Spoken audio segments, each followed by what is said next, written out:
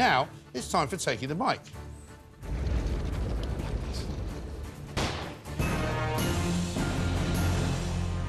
Now, it's got to be said that there is nothing as informative as the words that we speak. I mean, after all, what better way to delineate the sensible from the insensible than by studying the words that people use in their everyday interactions with other people?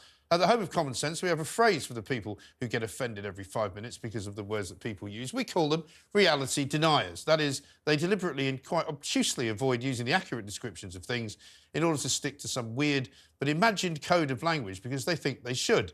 We have no such bounds here at the Independent Republic. Indeed, we believe that we should be free to say whatever we want, albeit with responsibility and an understanding of how powerful words can be. To wit, any member of Joe Public ought to be entitled to be as bossy or as pushy as he or she wants to be, even in the presence of the King and Queen. After all, if you're going to prove yourself to be the best man for the job, you can't be too virile or too shrill. To get through no man's land, you may need to enlist the help of the odd repairman. You don't get to be master of ceremonies without the right amount of manpower. Now, that statement makes perfect sense, doesn't it? It works as a piece of advice, you would think, for anyone entering the public square.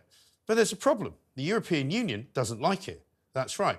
Those unelected bureaucrats in Brussels reckon it's full of gendered language. So they've compiled a 61-page document outlining just why what I just said is offensive.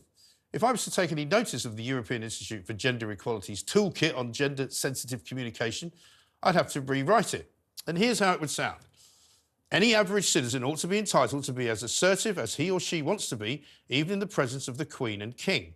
After all, if you're going to prove yourself to be the best candidate for the job, you can't be too energetic or high-pitched.